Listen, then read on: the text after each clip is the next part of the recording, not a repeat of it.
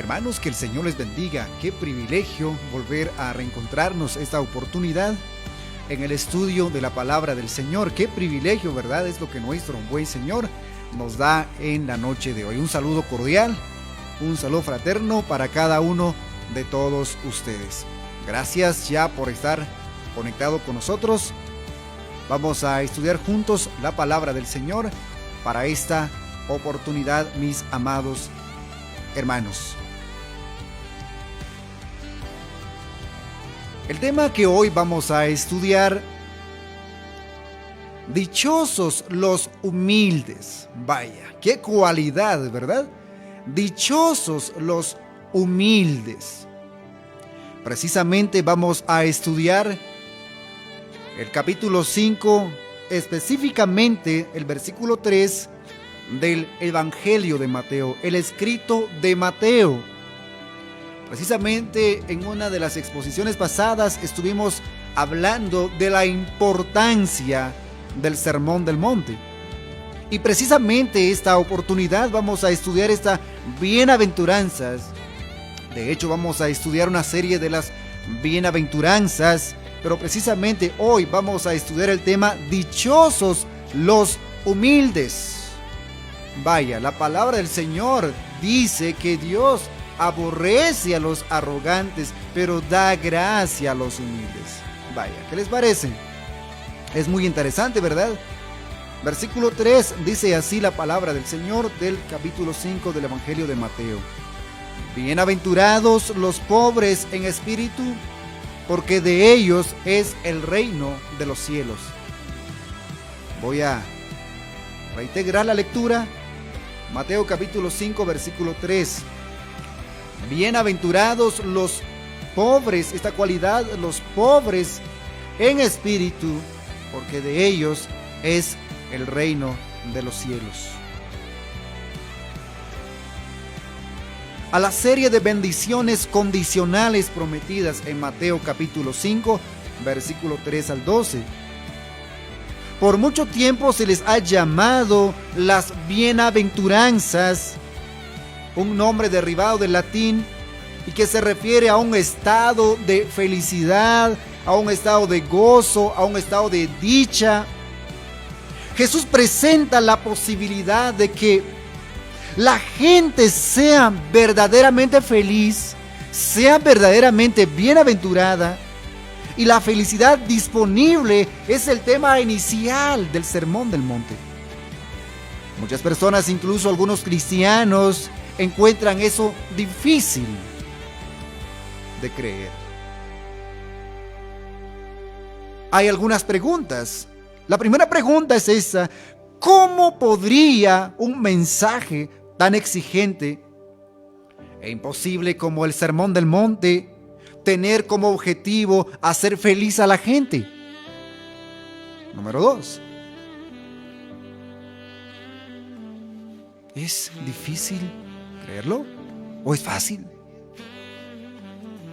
Sin embargo, el primer y más fabuloso sermón predicado por Jesucristo empieza con el tema rotundo y repetido de la felicidad. Un comienzo adecuado para las buenas nuevas del Nuevo Testamento. Lejos de ser aguafiestas de los muchos que acusan a Dios, Él desea salvar a los hombres de su trágica perdición, darles poder para obedecer la voluntad divina y hacerlos felices. En este gran Sermón del Monte establece de manera cuidadosa y clara el camino de la bendición para quienes vienen a Él. Hermanos, el deseo de Dios es salvar al hombre en su estado de pecaminosidad. Por cierto, el hombre está muerto en sus delitos y pecados. No hay remedio para él. Romanos capítulo 3, versículo 10 en adelante dice: no hay ningún sabio, no hay ningún bueno, no hay ningún entendido, no hay quien busque a Dios. ¿Por qué? ¿Cuál es la razón? Aquí está la razón. Todos se creen ricos como los fariseos, como los saduceos, los escetas, los celotes, se creían hombres arrogantes. El día de hoy existen hombres muy arrogantes de carácter, de pensamiento, creyéndose que su religión les va a salvar. Son muy orgullosos, sacan el pecho por guardar alguna ley. No, si la ley no salva a nadie, el propósito de la ley es condenar al hombre y poner su mirada únicamente en la persona de Cristo. Solo Dios puede salvar. Hechos capítulo 4, versículo 12, no hay nadie que puede salvar al hombre. No hay nadie que esté debajo de la tierra que tenga facultad de perdonar pecados, de limpiar pecados. No, solamente Jesús. Macarios, que significa bienaventurados, significa felices, afortunados, dichosos. Homero usó la palabra para describir a un hombre acudalado y Platón usó para alguien que tiene éxito en los negocios. Y es realidad, los hombres piensan el día de hoy, las personas en nuestro tiempo contemporáneo dicen: estoy saliendo avante con mis negocios, estoy feliz porque estoy prosperándome. Vaya, ese es el pensamiento del hombre con el simple hecho de salir adelante con un proyecto, de tener ciertos avances, de tener éxito. Se cree feliz. Pero en realidad, eso no es la verdadera felicidad que presentan las Escrituras.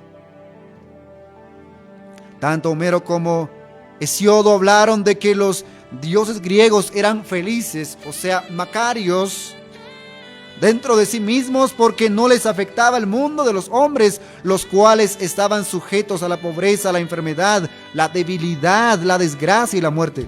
Por tanto, el significado pleno del término tenía que ver con un gozo interior que no se ve afectado por las circunstancias. Este es el tipo de felicidad que Dios desea para sus hijos, un estado de deleite y bienestar que no depende de circunstancias adversas, de circunstancias físicas temporales. Pablo escribe su carta a los Filipos capítulo 4 versículo 11 al 13, mencionando esto: sé vivir en abundancia, sé vivir en pobreza, sé tener y sé no tener. Por consiguiente, versículo 13, todo lo puedo en Cristo que me fortalece. Esta felicidad no está basada según las circunstancias meramente materiales, no, ni están basados según las emociones, nuestros sentimientos, no, está basado en Cristo. Deleitarse en el Señor, Salmos capítulo 37 versículo 4, deleítate a sí mismo en el Señor y Él te dará los deseos de tu corazón solamente si te deleitas en Él, solamente si disfrutas su presencia, solamente si te llenas de su gracia, de su bondad. Ese es el deleite de una persona que está en Cristo y no depende de circunstancias. Hay momentos que no tenemos nada. Soy un humano, conozco perfectamente los pensamientos del hombre, las preocupaciones que tenemos constantemente y necesitamos únicamente depender del Señor. Hay momentos que pensamos que nuestro trabajo se acaba, hay momentos que pensamos que nuestras familias van de mal en peor y vemos la realidad. Pero únicamente si tan solo nosotros pusiéramos nuestra confianza, nuestra mirada en el Señor, Él nos dará gozo en medio de las circunstancias adversas de la vida. La palabra bienaventurados a menudo se usa respecto a Dios mismo, como cuando David terminó uno de sus salmos con la declaración bendito o bienaventurado sea Dios, Salmo 68, 35. Su hijo Salomón cantó: bendito Jehová Dios, el Dios de Israel, el único que hace maravillas, Salmo 72, 18. Pablo se refirió al glorioso evangelio del Dios bendito, 1 Timoteo capítulo 1 versículo 11. Y que a Jesucristo es el bienaventurado y soberano, Rey de reyes y Señor de señores, 1 Timoteo capítulo 6 versículo 15. La bienaventuranza es una característica de Dios y puede ser característica de los hombres solo cuando participan de la naturaleza divina de Dios.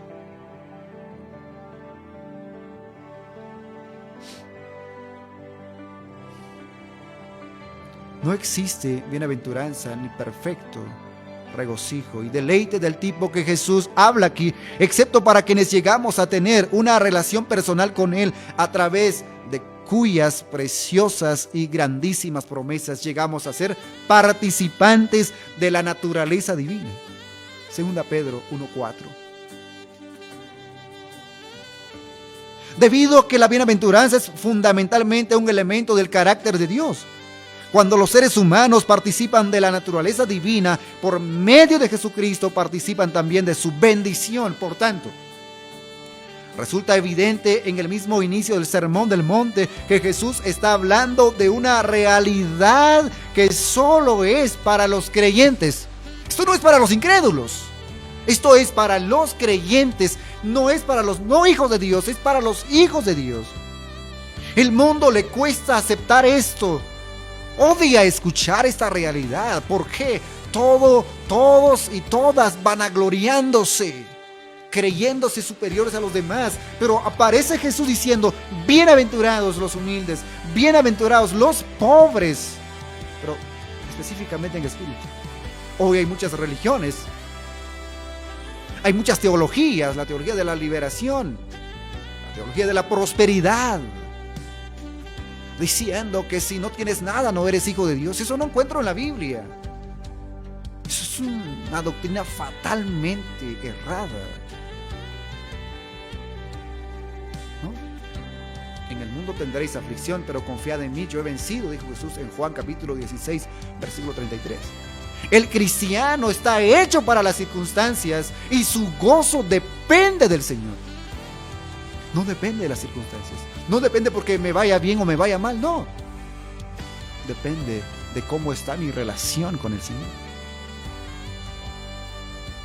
Las bienaventuranzas parecen paradójicas. Las condiciones y sus bendiciones correspondientes no parecen armonizar según las normas humanas normales. Aspectos tales como pobreza de espíritu, tristeza, mansedumbre, hambre y sed de justicia, misericordia y persecución no son los elementos que conforman la felicidad. Al hombre natural y al cristiano inmaduro o carnal, tal felicidad les parece algo así como sufrimiento con otro nombre. Tal como un comentarista ha observado, es como si Jesús hubiera entrado a la gran vitrina de la vida y hubiera cambiado todas las etiquetas de precio. En cierto modo, la felicidad es sufrimiento con otro nombre. Jesús sí ha cambiado las etiquetas de precios. Él enseña que el sufrimiento soportado por el propósito correcto, en la manera correcta, es la clave de la felicidad. No hay gozo sin sufrimiento, no hay felicidad sin sufrimiento. ¿Cómo puedo decir, si no he pasado por sufrimientos, que Dios me ha ayudado hasta aquí? No. El propósito del sufrimiento es para que yo disfruta de la presencia del Señor, para que yo me goce después. Este principio básico resume las bienaventuranzas. El mundo declara: felices son los ricos, felices son los nobles, los triunfadores, los machos, los glamorosos, los populares, los famosos, los agresivos. Pero el mensaje del Rey Jesús no calza en las normas del mundo, porque el reino de Él no es de este mundo, sino del cielo. Su camino a la felicidad, que es el único camino hacia la prosperidad verdadera, toma una senda muy distinta. Sí, porque hay caminos que le parecen al hombre derecho, pero su fin es camino de muerte.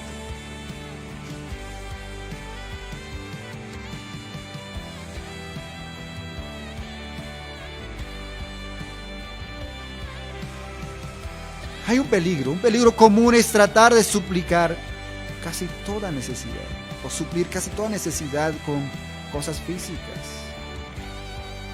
Esa filosofía es tan inútil como antibíblica. Cuando el rey Saúl estaba angustiado, sus joyas y su ejército no pudieron ayudarlo. Mientras el rey Belsasar ofrecía una gran fiesta con sus príncipes, sus mujeres y sus concubinas, de repente vio un escrito sobre la pared: Mené, Mené, Tekel, Uparsin. El rey estaba tan aterrado que palideció y sus pensamientos los turbaron y se debilitaron sus lomos y sus rodillas daban la una contra la otra. Su poder militar, sus influyentes aliados y sus grandes posesiones no pudieron darle consuelo, según Daniel capítulo 5, versículo 3 al 6 y 25. Tristemente, muchos predicadores, maestros y escritores de hoy, a los cuales es preciso tapar la boca, Tito 1:11, están transmitiendo filosofía mundana en el nombre del cristianismo y afirman que la felicidad a Cristo garantiza prosperidad, salud, riqueza, éxito y prestigio. Pero Jesús no enseñó tal irrealidad. Lo que enseñó estaba más cerca del opuesto. Él advirtió que los beneficios físicos y mundanos muy a menudo limitan la verdadera felicidad. Las cosas del mundo se convierten en alimento para el orgullo, para la jactancia, para la vanagloria, para la lujuria y la satisfacción personal, que son enemigos no solo de la justicia, sino de la felicidad. Jesús dijo: el afán de este siglo y el engaño de las riquezas ahogan la palabra y se hace infructuosa. Mateo capítulo 13, versículo 22. Esto no es extraño, casi todos los días vivimos afanados. ¿Por qué? Porque no dependemos de Dios. Creemos que somos autosuficientes. Creemos que tenemos capacidad para enfrentar las cosas de este mundo. No. Si lo hacemos solos, no.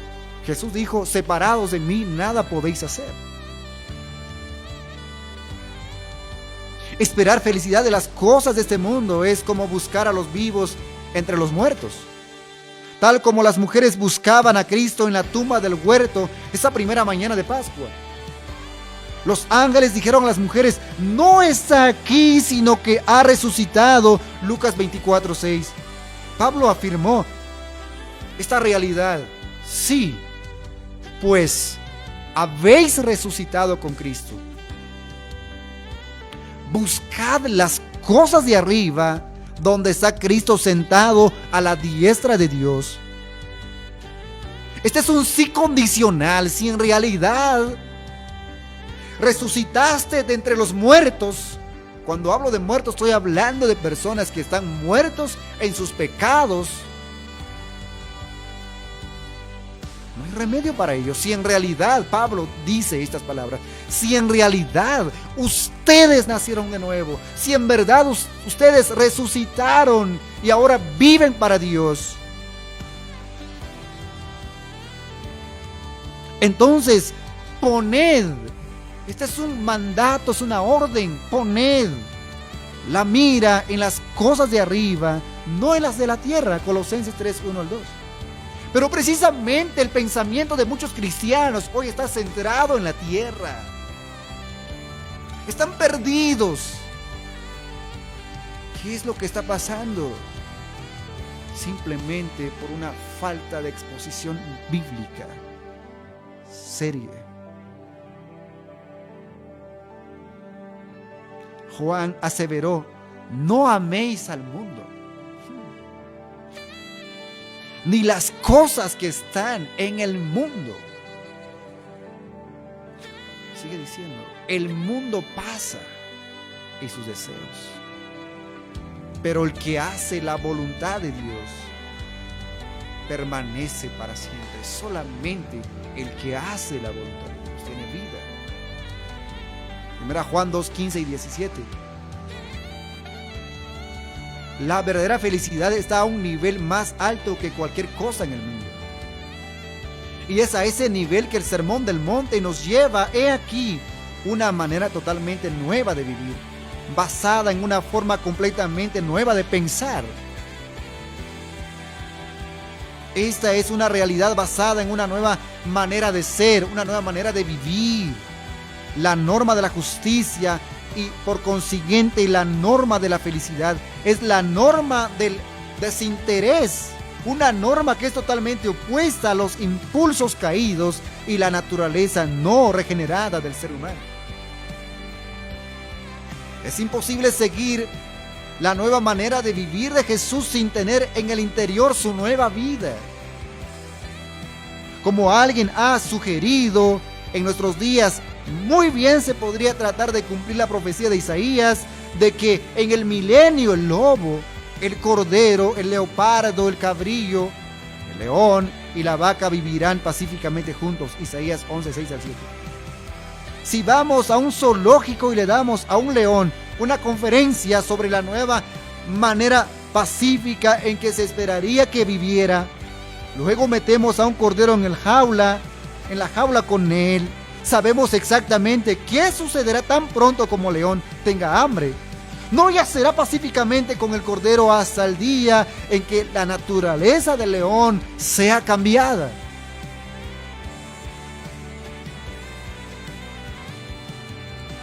Pobres en espíritu.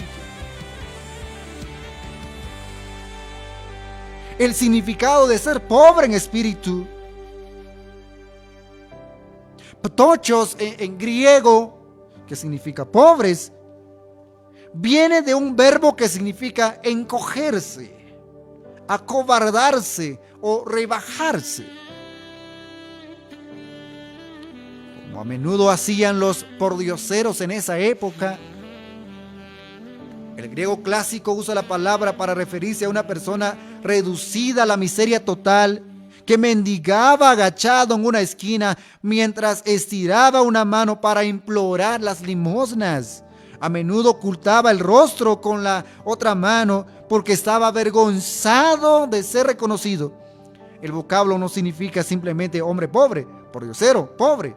No, se usa en Lucas 16:20 para describir al mendigo Lázaro. La palabra que comúnmente se usaba para pobreza normal es penichros y se usa para la viuda que Jesús vio dando una ofrenda en el templo. Ella tenía muy poco, pero contaba con 2 blancas o monedas pequeñas de cobre. Lucas 21:2.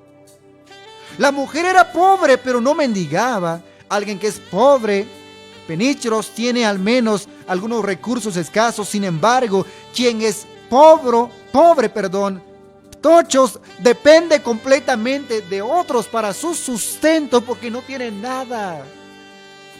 No tiene absolutamente ningún medio de ayuda personal.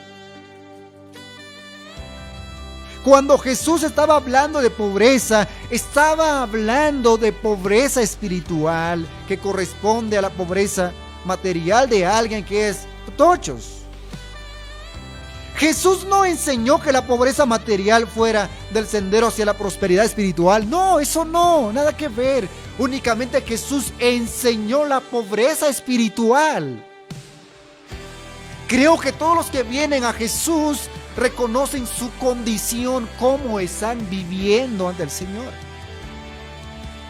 Reconocen su necesidad de Dios.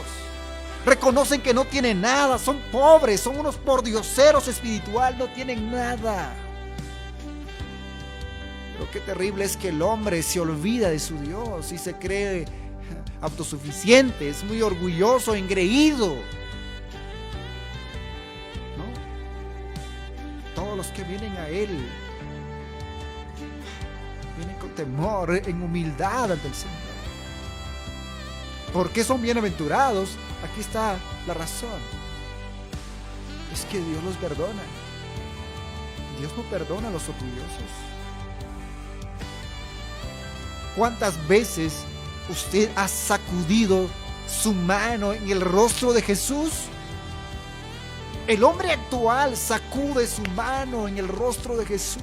Le dice, no te necesito.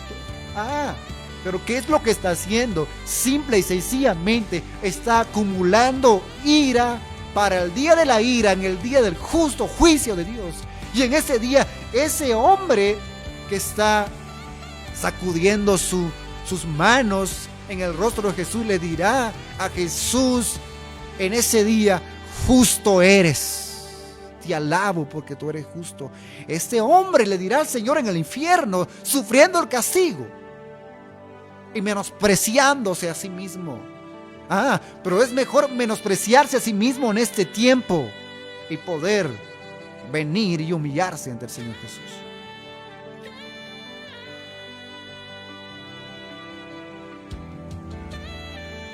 Aquellos que son materialmente pobres sí tienen algunas ventajas en asuntos espirituales por no tener ciertas distracciones y tentaciones. Y los materialmente ricos tienen algunas desventajas por tener ciertas distracciones y tentaciones.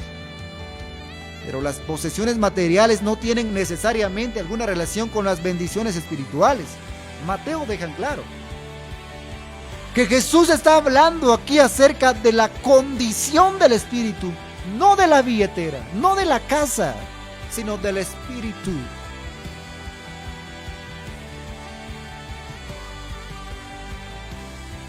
Una vez iniciando su ministerio público, a menudo Jesús no tenía dónde recostar su cabeza, Mateo 8:20, pero él y sus discípulos no eran indigentes y nunca mendigaban pan. Pablo resultó golpeado, encarcelado, naufragado, apedreado y con frecuencia estuvo económicamente en apuros, pero tampoco mendigó por pan.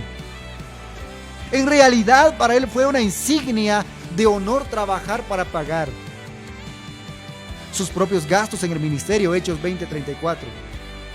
1 Corintios 9:6 al 18.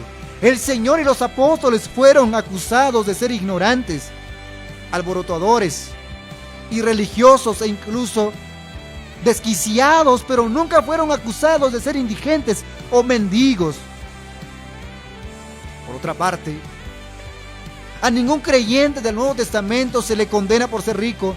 Nicodemo, el centurión romano de Lucas 7, José de Arimatea y Filemón eran todos ricos y fieles. El hecho de que no muchos poderosos ni muchos nobles sean llamados, 1 Corintios 1:26, no se debe a que sean rechazados debido a sus posiciones o posesiones, sin debido a que muchos de ellos confiaban únicamente en esas cosas. 1 Timoteo 6:6 al 17. Ser pobres en espíritu es reconocer la pobreza espiritual, el margen de Dios.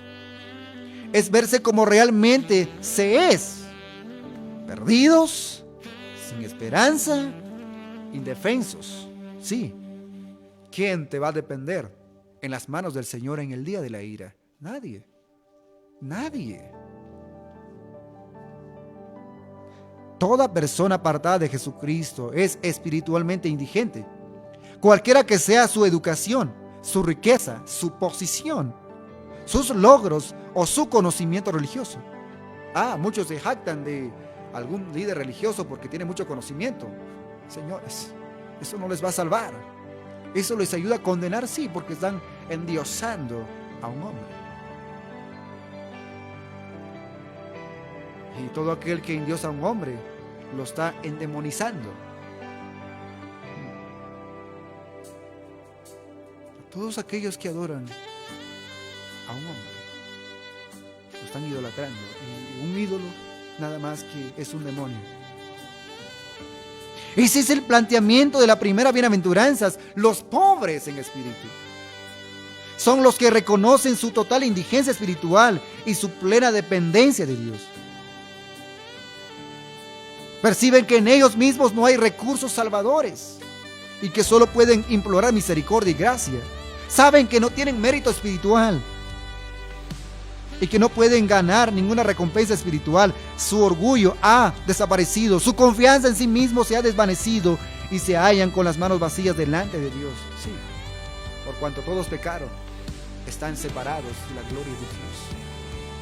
No alcanzaron la gloria de Dios por cuanto pecaron.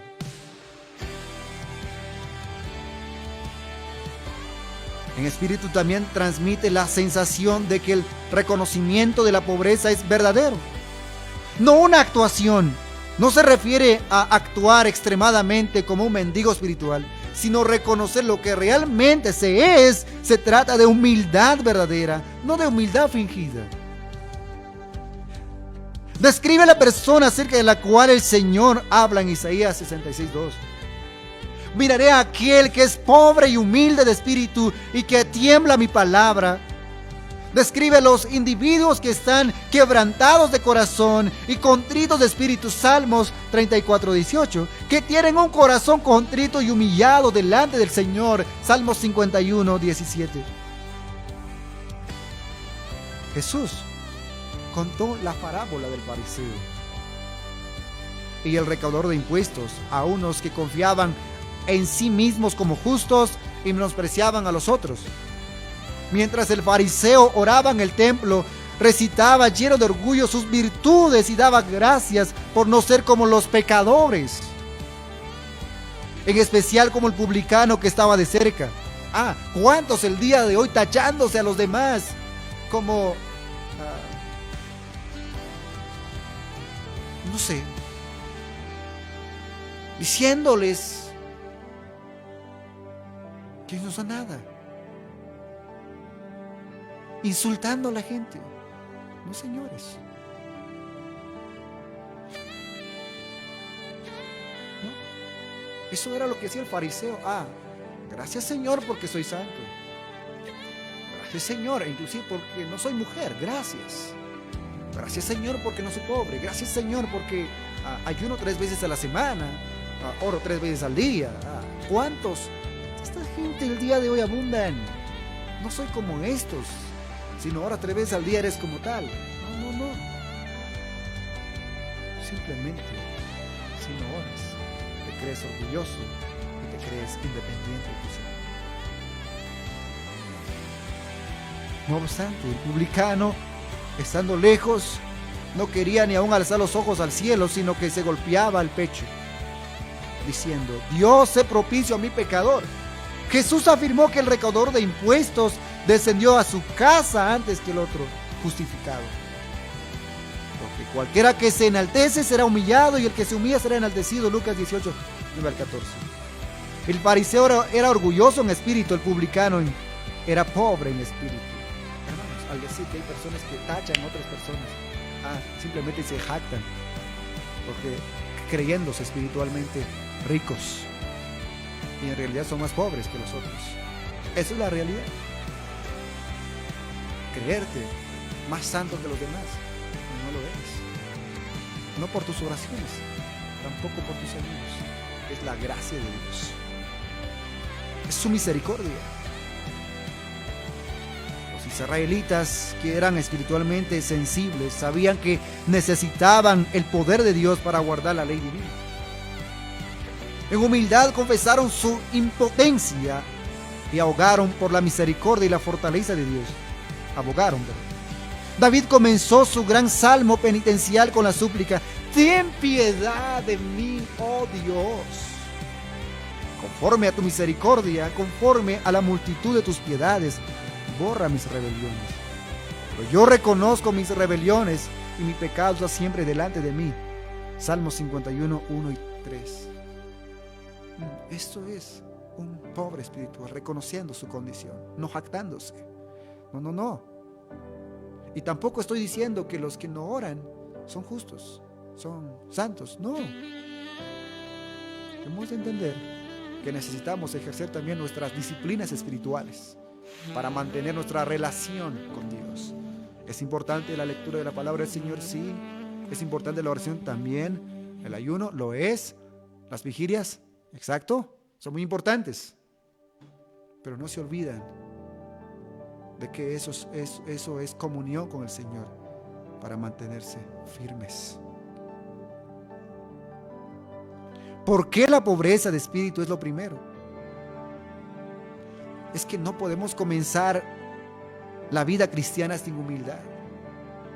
Y no podemos vivir la vida cristiana con orgullo. No. Sed mansos y humildes de corazón. Sean como yo. Pablo dice, eso lo dice Jesús, pero Pablo dice, sed pues imitadores de mí, así como yo de Cristo.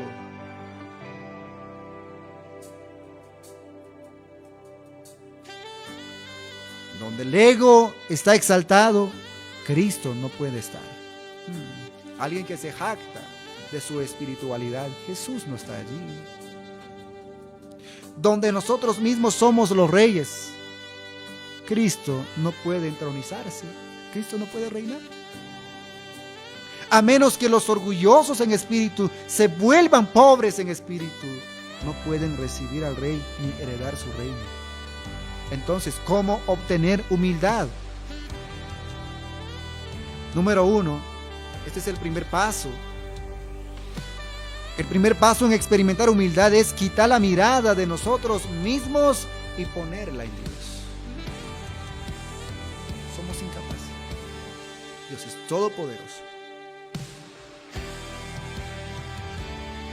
Cuando estudiamos su palabra, buscamos su rostro en oración y deseamos con sinceridad estar cerca de Él y agradarle, nos movemos hacia ser pobres en espíritu. Es la visión del Dios infinitamente santo en toda su pureza y perfección, sin pecado, lo que nos permite vernos como pecadores.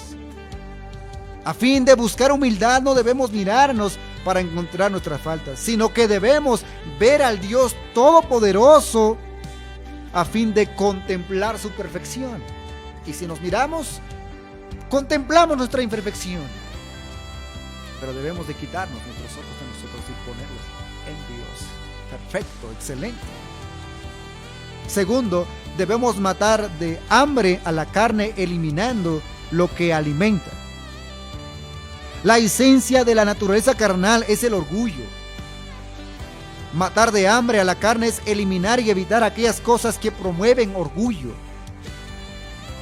En lugar de buscar alabanza, elogios y popularidad, debemos tener cuidado con eso. No obstante, debido a que nuestra naturaleza pecaminosa tiene una manera de cambiar, incluso las mejores intenciones para su beneficio, debemos tener cuidado de no crear un problema rehuyendo los elogios y el reconocimiento.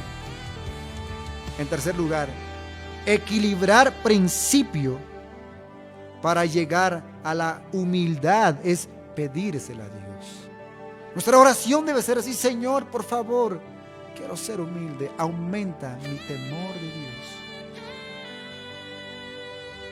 Un día escuché una predicación de oraciones gigantes. No. Simplemente hay oraciones de hombres humildes que buscan a un Dios grande. ¿Cómo saber cuando somos humildes? Número 1, si somos humildes, nos destetaremos de nosotros mismos. Podremos decir con David: como un niño destetado está mi alma. Salmo 131:2. Aquel que es pobre en espíritu pierde su obsesión por sí mismo.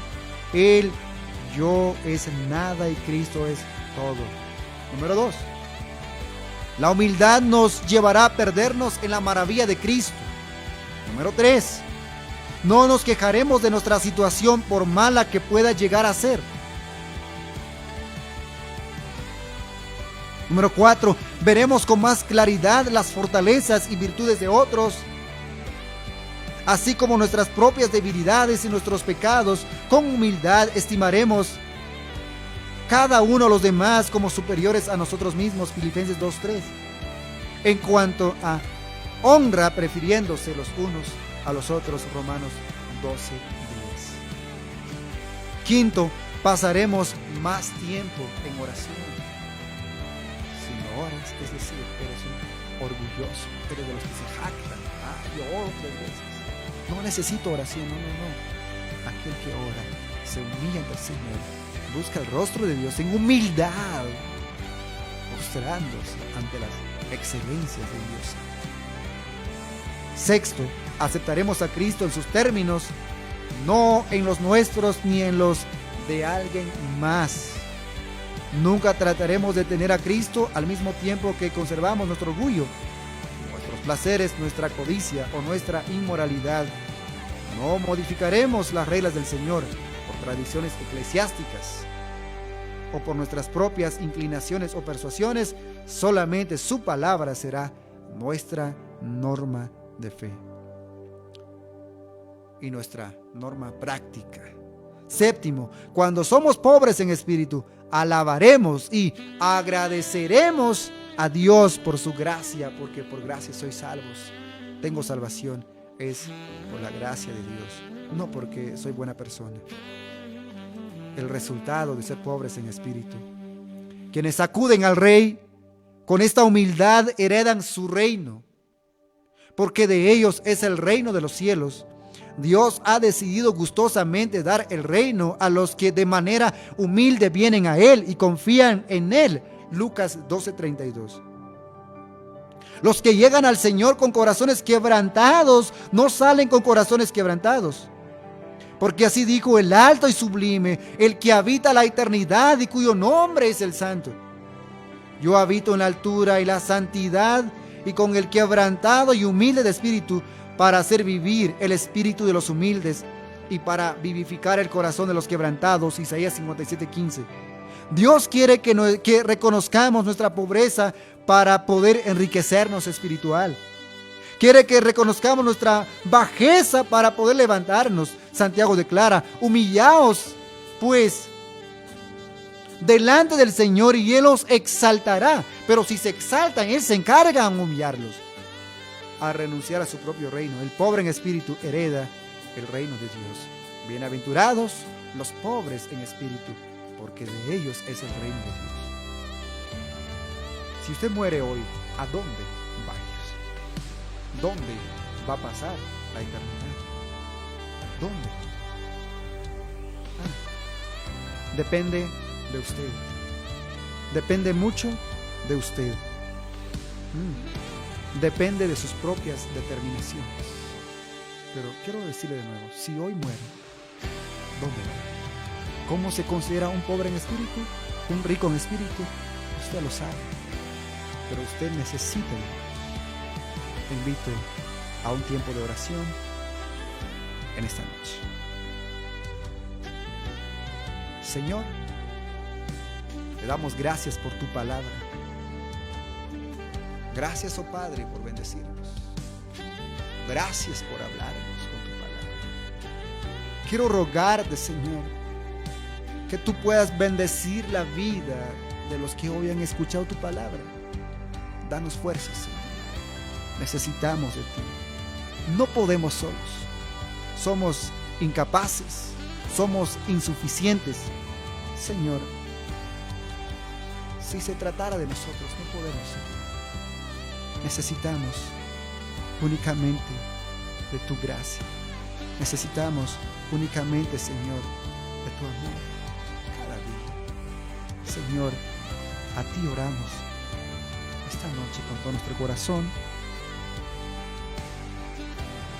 Señor, quiero rogarte esta oportunidad que tú bendigas la vida de mis hermanos de Canal 2 Evangélico. Bendígalos, fortalézcalos, abrázalos con tu presencia. Que este canal cada día sea de bendición, mi amado Señor. Oro a ti en el nombre de Jesús. Amén. Hermanos, que el Señor les bendiga. Ha sido un privilegio compartir con ustedes la palabra del Señor. Un saludo cordial para nuestros hermanos quienes han hecho su comentario. Gracias, mis hermanos. Que la paz del Señor sea en el corazón de cada uno de ustedes. Dios les bendiga. Volveremos en una próxima. Con permiso.